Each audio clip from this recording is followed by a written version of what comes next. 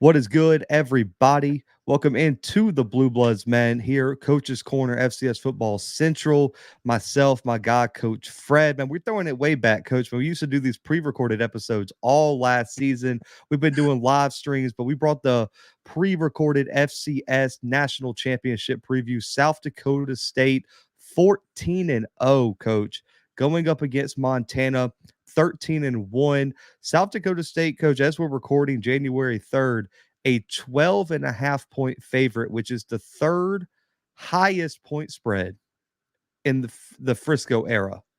So it would be a historic upset if Montana found a way to pull this off. But, Coach, the first question we got to get to, when you were going to be in Frisco, yes, sir. is there any surprise that these are the two teams that have made it? I know maybe if we go back to preseason, there's a surprise that Montana made it with all the criticism they got in September.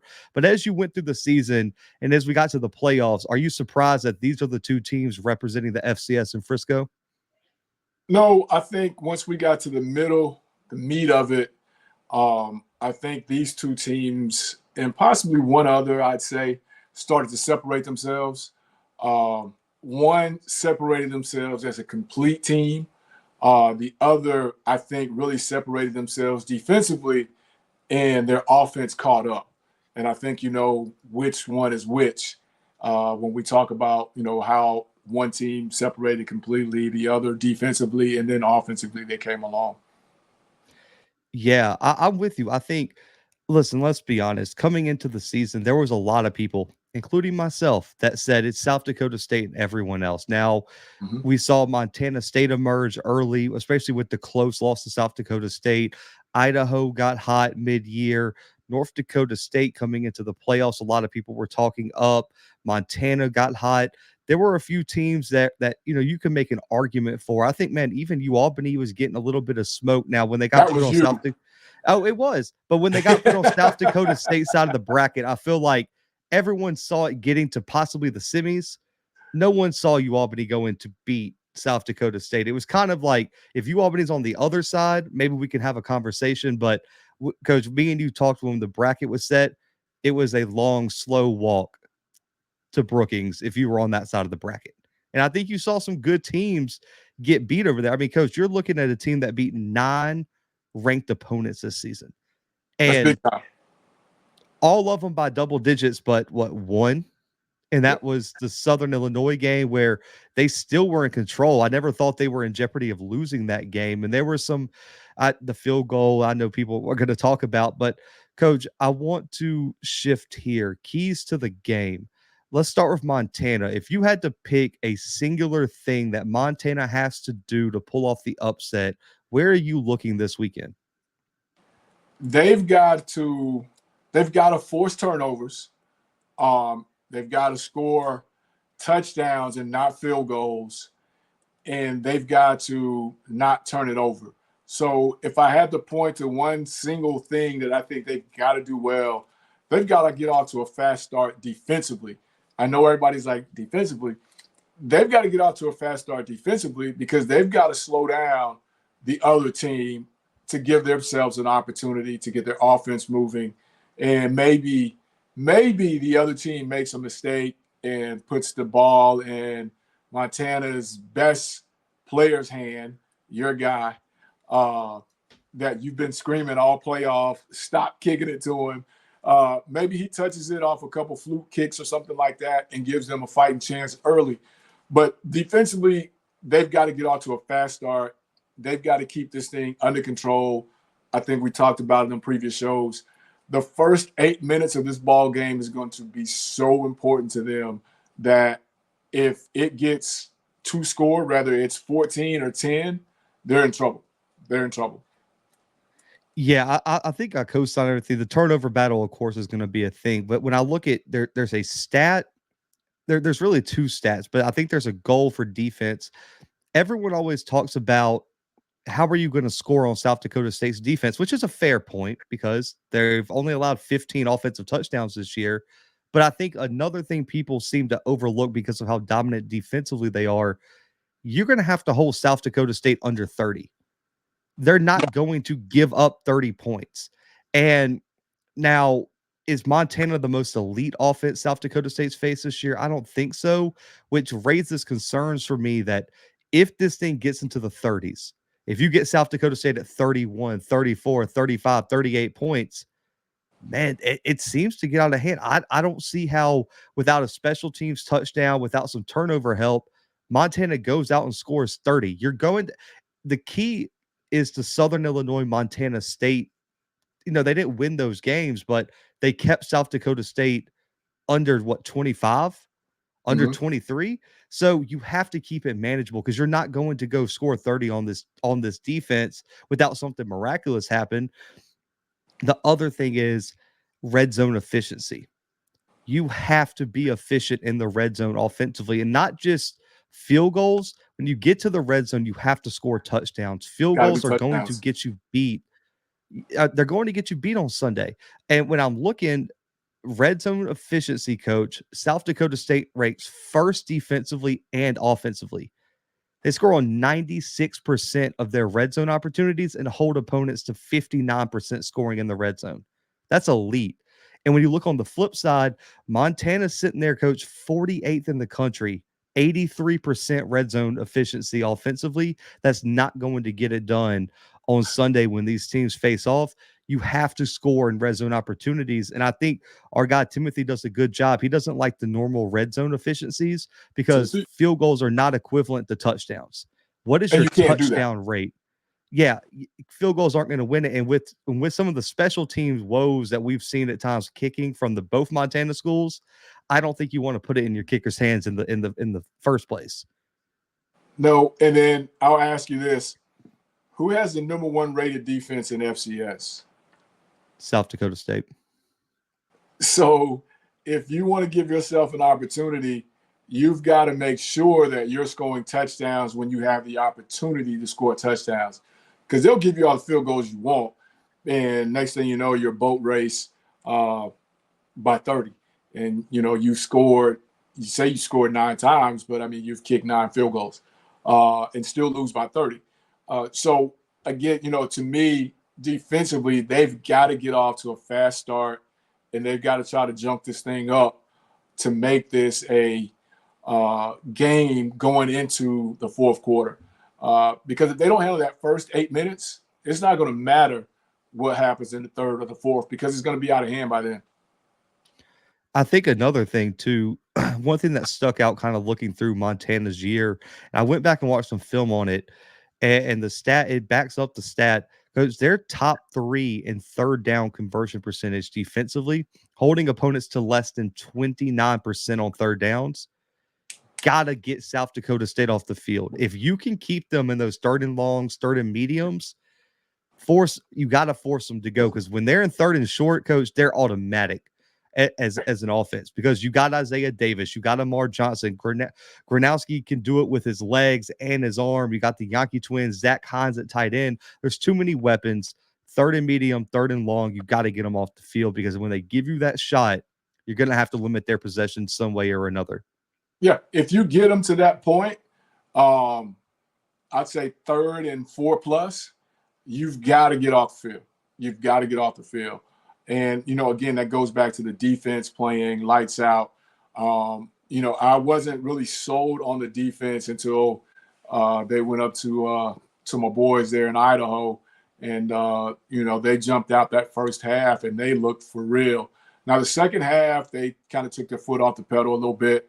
And Idaho was ready, able to get back in the game. But if that first half defense shows up this first half, it gives them an opportunity to get into the game after halftime. And all you really want is an opportunity to get to the fourth quarter with a chance to win in a national championship game. You got to be in it to win it, but you got to be in it in the fourth to give yourself a chance for the ring.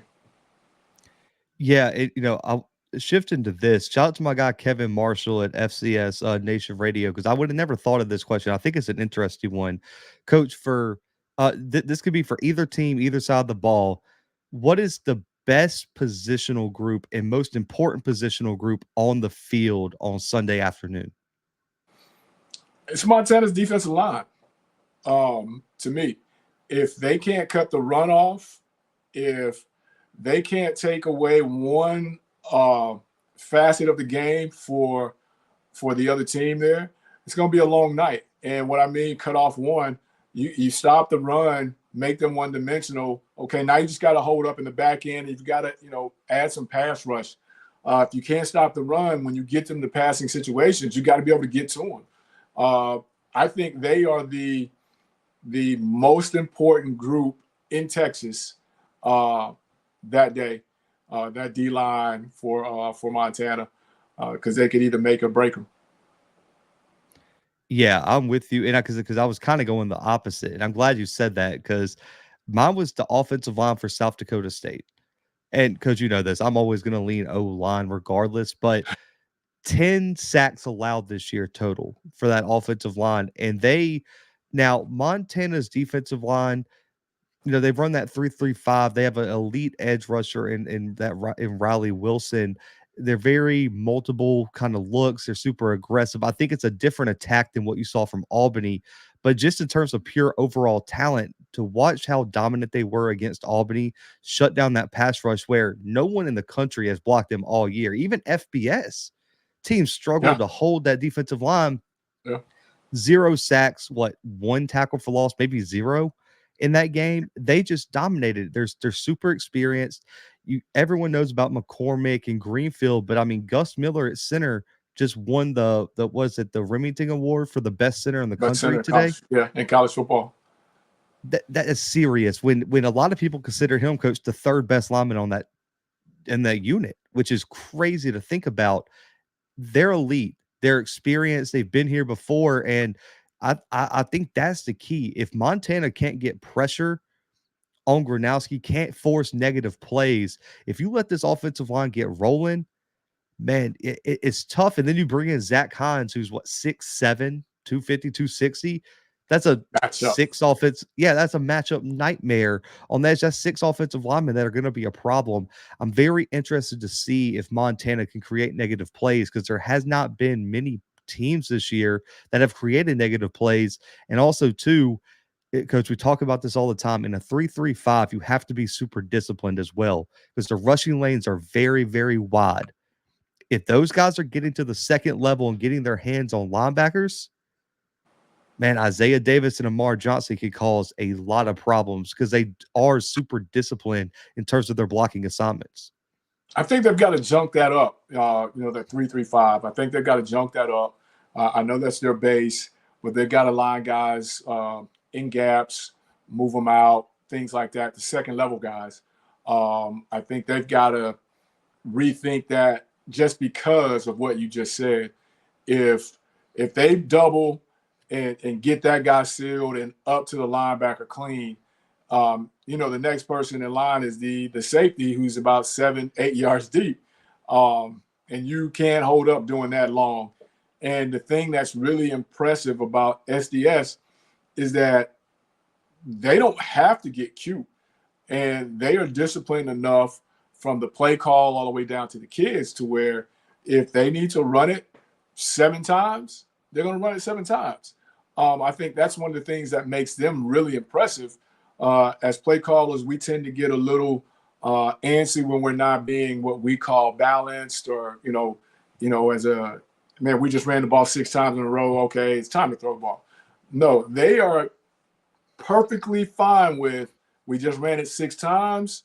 We're going to run it 7 times. And if that's an explosive play, guess what? We're going to run it the 8th time. And, can they throw the ball? They've proven that. But I think Montana's got to jump this thing up defensively and give themselves an opportunity because if you sit there in that base 3-3-5, it could be a long night. It could be a long night. Governor's going to have a big game at D tackle. First team FCS All-American, Big Sky Defensive Player of the Year. You double, triple teams all night. Take up space because you cannot let them get up to the second level, third level. If they handle him easily, it's going to be a problem. Agreed. Yeah, if Governor's taken out of the game, this whole conversation changes. I don't know if this game's close if Governor doesn't have a big game. Because we talked about the keys for Montana. Key for South Dakota State on Sunday. It's tough to pick one because it's almost kind of like just do what you've been doing all year as you've dominated the entire season and no one's even really come close. In your opinion, what's their key for Sunday afternoon? Staying mentally in it because they know. I feel like they know, but I know they've been preaching it all week. The coaches, I'm sure there's sticky notes all throughout the complex, but stay in it mentally. Understand that you are 14 points favored. All that means nothing if you don't go out there and get it done. If you start listening to Coach Fred and all the other media outlets, it could be a long day for you. So mentally, they've got to stay in it, and they've got to make sure they don't come out and be shooting themselves in the foot, kicking the ball all over the place out there like Charlie Brown and the Peanut Gang at recess. That's why I say mentally, that's where they've got to be. They've got to be strong in that situation. So pretty much it's just don't eat the rat poisons. You get the old Nick Saban, Lane Kiffin uh, That's it. proverb. Just listen, it's the rat. Stay away from the rat poison this week, and there's a lot of it, man. I mean, Coach, I don't know if you saw this on social media. The South Dakota State fans are trying to find bulletin board material, and some of the stuff they're finding is like, oh, the Sargon rankings came out today and said they're only the third best team since like the 90s. So how dare they disrespect us? And then it was like the anonymous coaches article posted by Sam Herder at Hero Sports did a heck of a job. Almost all the coaches, but I think one or two picked South Dakota State. One of them miswrote their abbreviation, so that's bulletin board material. They don't respect South Dakota State enough. You uh, know, I think though my biggest thing for them is one, the obvious: don't kick to number 5. Do not kick to number 5. Do not even give him an opportunity to have a return. Just onside kick it for all I care. Just don't give Bergen any space on the returns. Now, offensively, it'll be tough because they're very creative getting him the ball, but just don't kick to 5. Also, two, I want to see. It's tough to listen. This is tough. They have to keep Clifton McDowell in a box. And what I mean by that is you have to mhm. take away something. He's done a good job throughout the season starting to push the ball down the field, be more confident. But I think what you saw these past 2 games haven't been his best. And me and you talked about it. It seems like he's overthinking it at times and not just playing freely. Mhm. Keep him in that mode. Keep him in the box because when he's freestyling out of the pocket, trusting his legs, making those gunslinger type throws, he becomes a real issue. And he is super athletic, over 700 yards rushing this year. Keep him in his box because if he gets loose, he becomes a serious problem for this defense. And I'll be interested to see because I've talked to some South Dakota State people. They don't think they're going to spy him. They think they're going to trust their guys. And I'm going to be interested to see how that possibly will work or who they put as a spy on him because they do have some super athletic linebackers. Freeman's super athletic. Stallberg's pretty much a glorified box safety and is probably just as athletic as McDowell. I'll be very interested to see how they keep him in that box, but you can't let him use his legs and push the ball down the field. And I think on the flip side of that, McDowell's got to do exactly what you just said. I think the last couple ball games when he hit his slump is that he was trying to sit back and do things, read one, read two, read three, as to when he's at his best, read one, possible two, and I'm gone. I'm making something happen.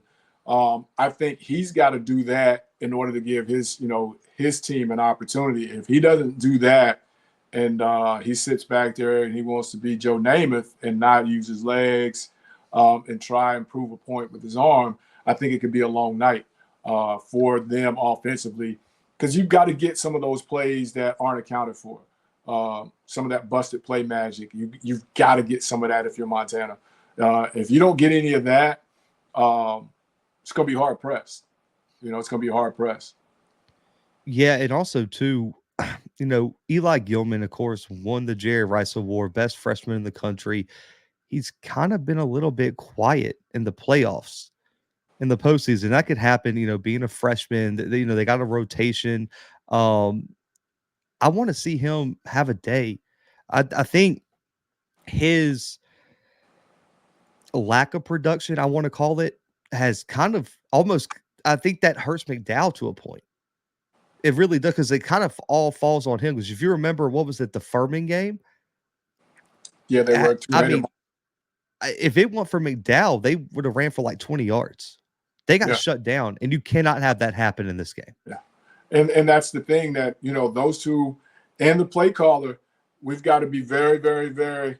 Why are you drinking a Monster at like 7 o'clock at night, man? Are you planning on staying up Yeah, midnight oil? no, not all night. Listen, not all night. Listen. It's just 12 ounce. Well, I get my camera. It's just a 12 ounce. It's a small one. I'll be up late Anyway, tonight. Listen, I got to get all my work done. I drive to Dallas tomorrow.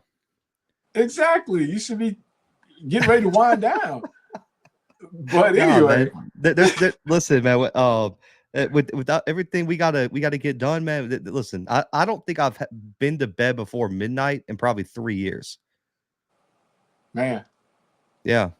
It might be a problem. I might be outing myself for like some health issues, but we'll leave that there. The Who am key I? to the key to getting me to Frisco might be to go to bed before midnight. Hey, who am I? I mean, I haven't stayed at a Holiday Inn yet, but after Friday, maybe we'll diagnose you. I'm not There a we go. doctor, but I've stayed at a Holiday Inn. But those two guys have got to cut it loose, and the play caller has to find unique and different ways to get them the ball. Because I just don't think they can line up and go toe to toe, not for 60, 70 plays. And I think that's the other thing that they've got to decide. How fast do they want to go? How slow do they want to go? They've got to be able to dictate and control that tempo. You get up, man, I don't care if I'm on 3, I'm slowing it down. I want to give them as few possessions as possible, but also still, play within your rhythm. So, that's kind of where I'm at with that, with what you said. And then before we wrap, I got a question for you too. All right. Throw it at me. What you got? So we know where we are right now. We've got the championship game slated. Um, who are you most disappointed in not being here? Not surprised, disappointed in not being here. Surprise is your bandwagon, you Albany. Disappointed, who really is looking back right now and saying, man, we dropped the ball on this one. We should have been moonwalking to the championship on this thing. You kind of it's easy to say like a North Dakota State just because of the brand, but I'll be honest, I don't think this was a very I think North Dakota State overachieved for the talent on that roster this year. Might be Right. controversial, but I believe that. I I wouldn't don't say think them. this. I think North Dakota State was. This was the least talented North Dakota State team that we've seen in multiple years. Um, Furman's a good option because they've returned everyone and they really let that game against Montana slip through its fingers. And then two, you even go back further, they let home field advantage. There's a chance you play that game in South Carolina if you don't lose to a one-win team. Now I get the injuries. I understand. I get it. Part of the game. You can't lose that. You can't lose that game. And that game could be the sole reason they're not in Frisco. Now, do they go and beat North Dakota State? I don't know. But it's a lot different with North Dakota State and Montana potentially having to go to South Carolina. That's a long trip. We talked about that with Albany, with all the trips they had to make. That changes things. You have the home field advantage. You don't have to go play up in the snow. There's a whole lot of factors to that. North Dakota State, Montana playing on a different time zone now, earlier than they expected potentially, all of that kind of stuff. But I'm going to go here. The most underachieving team, in my opinion, was Montana State this year.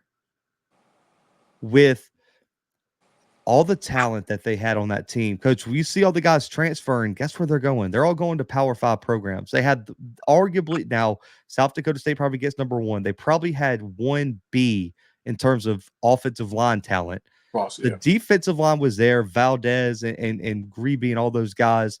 Linebackers were there, Danny and some of those dudes. Secondary was a question mark, but they started to develop that. Malott comes back. Chambers comes back. A super deep running back room. Now, outside threats weren't there, but you had some talent there. Your coaching staff's there. What was the excuse? Now, What happens if, the extra point isn't blocked? I don't know, but special teams were an issue. Special teams cost them the Idaho game. Special teams cost them the North Dakota State game. They greatly underachieved for how much talent was on that roster. And I can't give them an excuse for you not even to make the semis or anything like. I mean, man, that was a national championship team coming into the year, and you got knocked out in the second round Right. at home. Right. It just I can't give them that excuse. So yeah, that would be my answer to that. How about you? It was them, because they had caught fire, and then they kind of had the little down part. But then, like you said, when you look at the overall, I thought they were poised to make a run to get to the semis and force teams to come to them or whatever. But I thought they were probably the best team built for a road game, Yeah. just because of their ability to run the ball. Timely passing. That's what you need on the road, especially in those cold weather games. And I thought they were built for the road. Uh, them and of course, I'm gonna always say Idaho just because. But I know they didn't have enough firepower. But I thought that they could have put themselves in position to get home field all the way through, which would have given them, I thought in some situations the edge. But you know, we are where we are right now.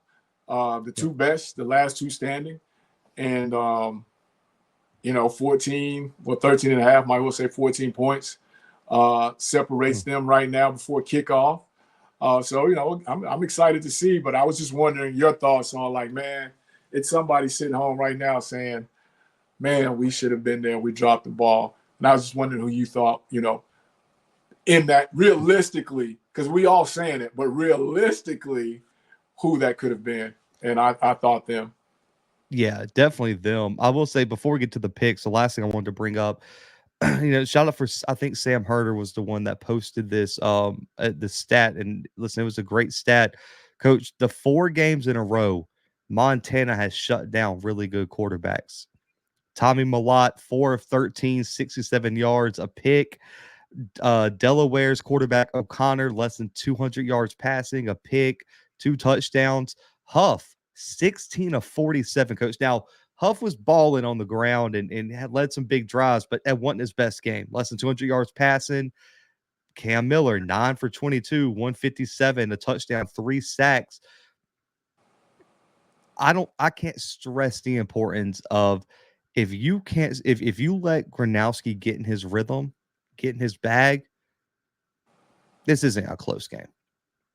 That is utmost, and I Right. understand who Isaiah Davis is. What 12 of 15 games, 13 of 16 games, something like that, running the football so efficiently in the postseason, over 100 yards, and he's balling. Amar Johnson, because we watched a film last year, had a breakout game against North Dakota State. They got so many weapons, but the way Gronowski's been playing, I expect him to take home the Walter Payton on Saturday night. It's the biggest challenge for Montana's defense. But if they play and shut him down like they have the last 4 talented quarterbacks we've seen, that's going to give him a real good shot. But if Karnowski keeps doing what I think he's going to do and what he has been doing, this game is a brutal matchup for Montana. And can get ugly.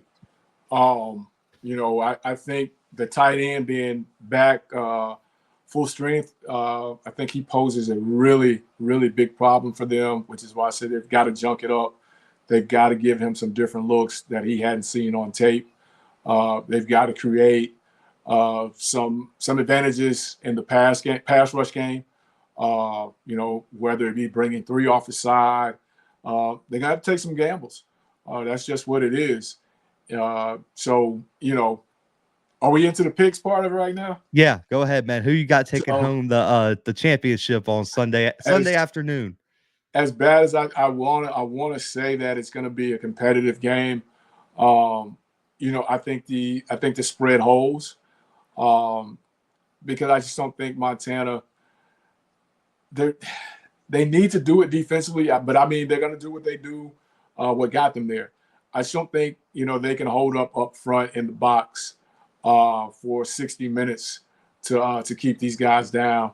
So I'm gonna go with the SDSU, and I'm gonna actually go with them by 20. Oh, by 20. So that, I was about to say covering, and you said yes, covering and more.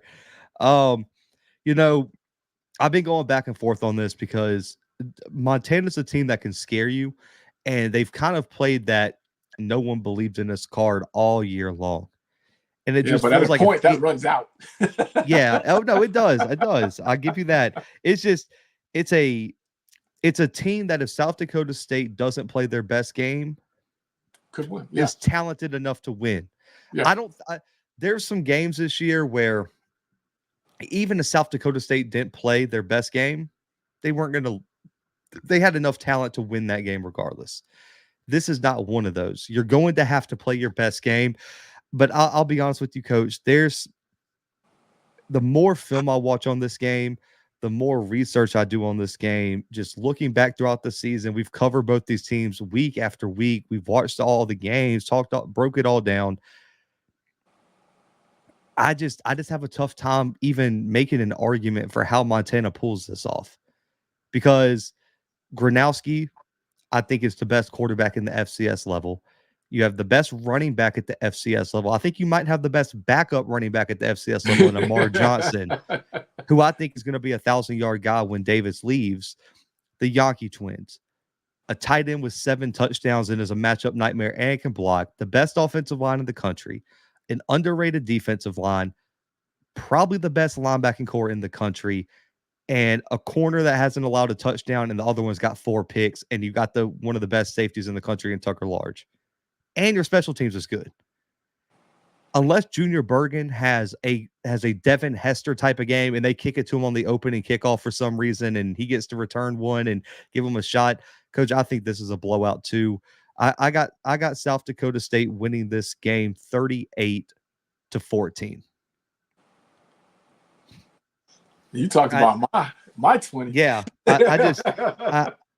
now I'll say this. We're going to be there. Me and you'll be up on the sideline listening. If you guys are in Frisco and see us out and about on Thursday, Friday, Saturday night, or at the game, man, say what's up. I'd definitely love to chop it up with everyone who supports the channel, the website, all that good stuff. And coach, go ahead and give our shout out, man. Man, just like it says, ESP, eyewear will have your boy Zach and me looking fresh if the sun comes out. With That's a big question mark. Our custom sunglasses, man. We want to thank these guys, man.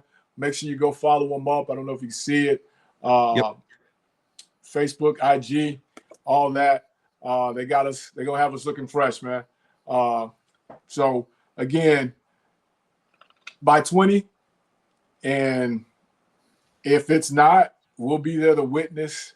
I'll be happy. I don't want to see a blowout. Listen, last year got sad. Keep it interesting. Right. Keep it interesting. Nothing's worse. Like, at the end of the day, you're coaching, you got your team coaching all corn. For me, I'm just part of the media. I try not to root for anyone. It's kind of depressing to be at a game where it's like a big blowout. Like I remember being at the Montana State William and Mary game last year, bro, when it got like 48-0, I was like, and it's 4 degrees. I was like, can we wrap this up? Like running clock possibly. Like this is getting ridiculous, man. So I hope it's close. I hope it's close. But we'll see. It's just a tough matchup, man. I just think, they're just so dominant in all aspects. And I've been riding their bandwagon all year saying that I think it's them and everyone else. I think Montana did a great job. I was reading something where everyone said it was a slow start to the season.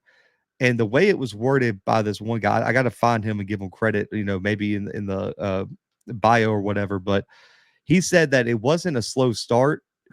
Montana just had to find their identity. And once they found it, they started rolling. And I really like how we put that because it wasn't a slow start for a lot of the team. They just had to figure out that quarterback spot. And once they said Clifton's our guy, things started rolling. And I think the team got behind them. And listen, man, I was super impressed. But coach, real quick before we go, quick picks. Now we know who's Eli Gilman, Jerry Rice Award winner. Jimmy Rogers, South Dakota State head coach, taking home the Eddie Robinson Award. Coach, we got the award ceremony on Saturday night. Buck Buchanan, Walter Payton Award. Real quick, who do you Are we have gonna do winning that? these? No, we're not going to the ceremony. We're But not listen, media me and media. Coach. No, we are. I We're went not last media. year and it was cool. Shout out to Craig; they do a heck of a job. But me and Coach got some media obligations to fulfill elsewhere. But stay tuned. If Yeah, the yeah, two yeah, guys yeah.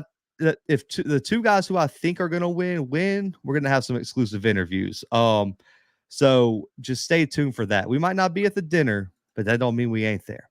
But Coach, let me put it like that. I like that word. But Coach, who do you think takes home the Buck Buchanan Award? You got Terrell Allen, Tennessee State, Dylan Kelly from UAlbany, and Billy Schaefer from Lafayette. Real quick for those who might I guess be listening, not watching. The top five was rounded out. Ty French from Gardner Webb, number 4, and I got Anton from UAlbany was 5th in voting. Man, you almost got 2 in the top 3.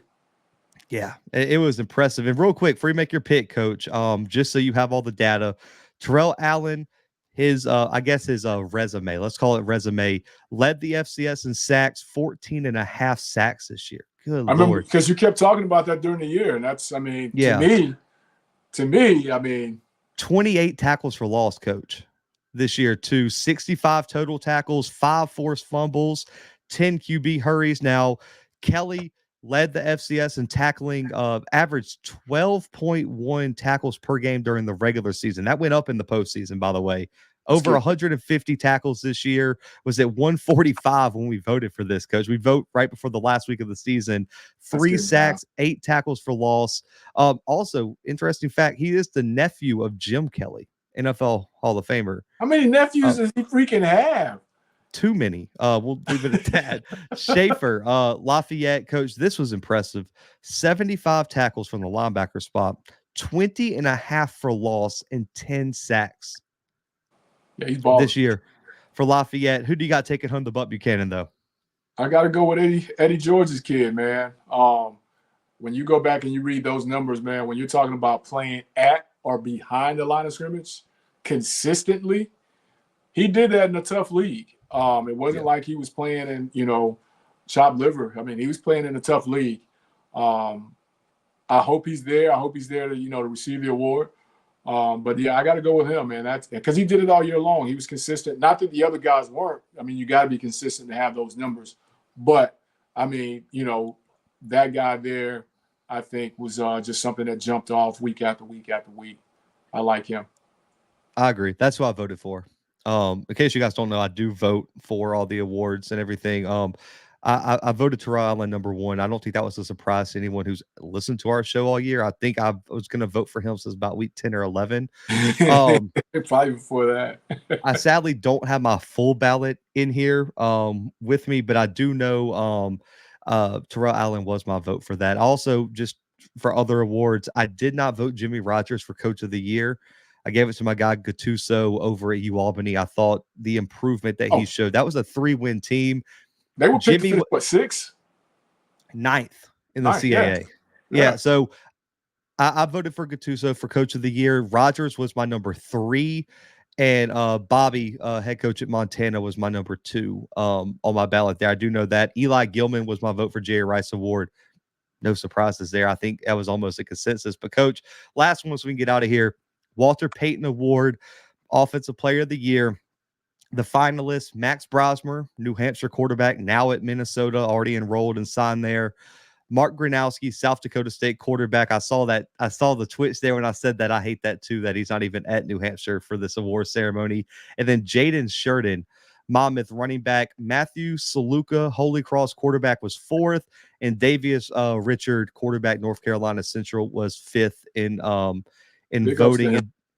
And then also just South Dakota State had 2 in the top 7. Isaiah Davis at running back, 7th in voting with 6 first-place votes, actually. Wow. So South Dakota State's going to have 2 in the top 10. In case you guys want a resume real quick, Coach Brosmer number one in the FCS in passing yards at the end of the regular season, passing yards per game, 314 per game, coach.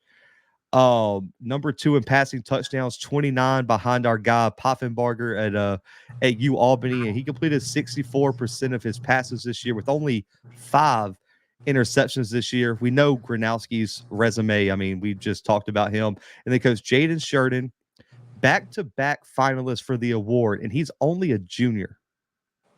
Yeah, that's he was a finalist last year, led the FCS with 1,400 rushing yards and averaged 134 yards per game for the second consecutive season.